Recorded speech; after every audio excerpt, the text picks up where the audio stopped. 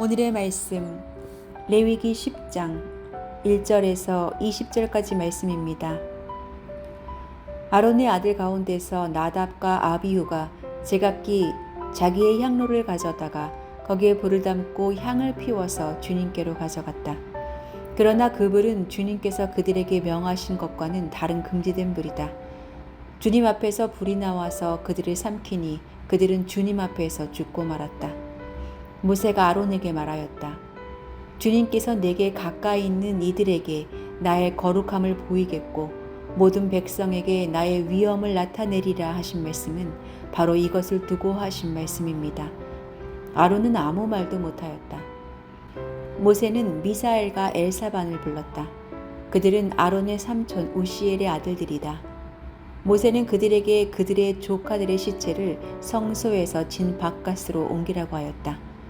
그들은 모세가 시킨 대로 가까이 가서 조카들의 옷을 잡아 끌어 진 밖으로 옮겼다.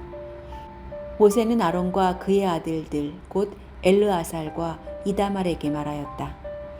당신들은 머리를 풀거나 옷을 찢어 애도를 해서는 안 됩니다. 그렇게 하다가는 당신들마저 죽을 것입니다. 주님의 진노가 모든 회중에게까지 미치지 않도록 하십시오. 다만 당신들의 동족 곧 온 이스라엘 집안만이 주님의 진노로 타 죽은 이들을 생각하며 애도할 것입니다. 당신들은 해막 어기 바깥으로 나가지 마십시오. 어기면 당신들도 죽을 것입니다.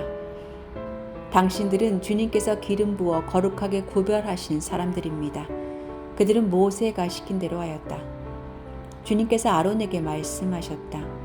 너의 아들들이 너와 함께 회막으로 들어올 때에는 포도주나 독주를 마시지 말아라. 어기면 죽는다. 이것은 너희가 대대로 영원히 지켜야 할 규례이다. 너희는 거룩한 것과 속된 것을 구별하여야 하고 부정한 것과 정한 것을 구별하여야 한다. 또 너희는 나 주가 모세를 시켜 말한 모든 규례를 이스라엘 자손에게 가르쳐야 할 사람들이다. 모세는 아론 및 살아남은 아론의 두 아들 엘르아살과 이다말에게 말하였다. 주님께 살라 바치는 제사를 드리고 남은 곡식 제물은 형님과 형님의 아들들이 가지십시오. 누룩을 넣지 않고 만든 것은 제단 옆에서 먹도록 하십시오. 이것은 가장 거룩한 제물이므로 거룩한 곳에서만 먹어야 합니다. 그것은 주님께 살라 바치는 제물 가운데서 형님과 형님의 아들들이 받은 몫이기 때문입니다. 주님께서 나에게 그렇게 명하셨습니다. 그러나 흔들어 바치는 가슴고기와 높이 들어 바치는 넉적다리 고기는 정결한 곳이면 어느 곳에서든지 형님과 형님의 아들들과 형님의 딸들도 함께 먹을 수 있습니다. 그것들은 이스라엘 자손이 바치는 화목제사의 제물 가운데서 형님과 형님의 아들들의 몫으로 주신 것이기 때문입니다. 기름기를 불에 살라 바치면서 함께 높이 들어 바치는 넉적다리 고기와 흔들어 바치는 가슴 고기는 주님 앞에서 흔들어 바치고 나면 주님께서 명하신 대로 영원히 형님과 형님의 아들들이 차지할 몫이 됩니다. 모세는 백성이 속죄제물로 바친 숫 염소를 애써서 찾아보았다. 그러나 그것은 이미 타버리고 없었다. 모세는 아론의 남은 두 아들 엘르아살과 이다말에게 화를 내면서 다그쳤다. 어찌하여 너희는 성소에서 먹어야 할 그 속죄제물을 먹지 않고 불살랐느냐? 속죄제물은 가장 거룩한 것이 아니냐? 너희가 주님 앞에서 회중의 죄를 속하여 주어서 그들이 용서받게 하려고 이 제물을 너희에게 먹으라고 주신 것이 아니냐? 그것은 성소 안에까지 피를 가지고 들어가는 제물이 아니므로 너희는 내가 명령한 대로 그 제물을 성소 안에서 먹어야만 했다. 이 말을 듣고 아론이 모세에게 대답하였다. 보십시오. 오늘 내 아들들이 속죄를 받으려고 주님 앞에 속죄제물과 번제물을 바쳤습니다. 그런데 이런 참혹한 일이 오늘 나에게 닥쳤습니다. 그러니 내가 무슨 염치로 오늘 그들이 바친 속죄제물을 먹는단 말이요. 내가 그들이 제물로 바친 고기를 먹으면 주님께서 정말 좋게 보아주시리라고 생각합니까? 이 말을 듣고 보니 모세도 그렇겠다는 생각이 들었다.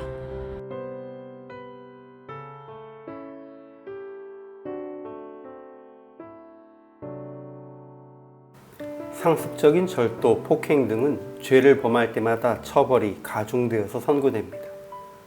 그러나 대부분의 나라에서 초범에 대해서는 실수로 잘못을 했을 수 있다며 정상을 참작하여서 실형보다는 집행유예나 소에게 벌금 정도로 형벌을 감경해 주는 경우가 많습니다.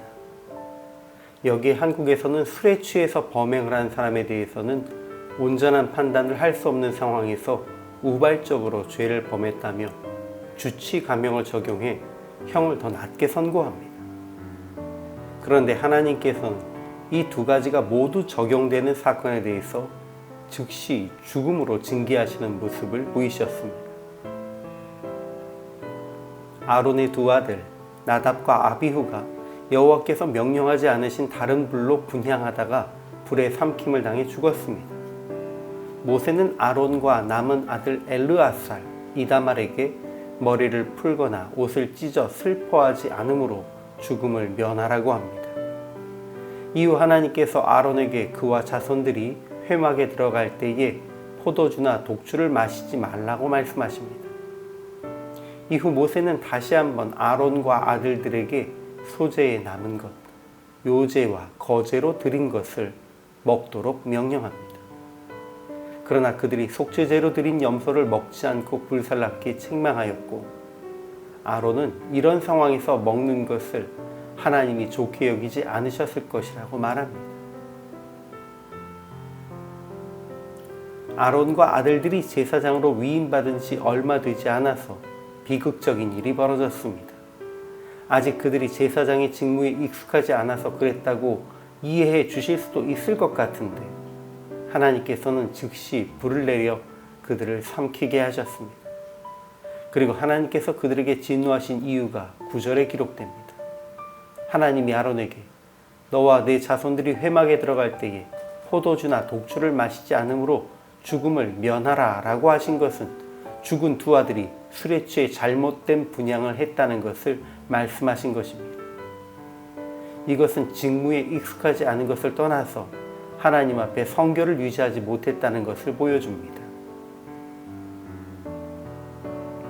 오늘 죽임을 당한 나답과 아비후는 제사장이 된 지 며칠 되지도 않았고 술까지 취했으니 한국의 정서라면 다신 실수하지 마라며 등 한번 두들기고 말았을 상황입니다.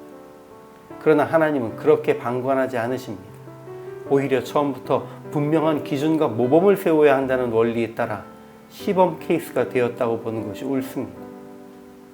개인 생활 속의 범죄에 대해서는 하나님도 실수를 인정하시고 오래 인내하십니다. 그러나 제사장의 직무는 개인에 대한 것이 아닙니다. 그리고 신앙의 영역에서 개인적인 것은 없습니다.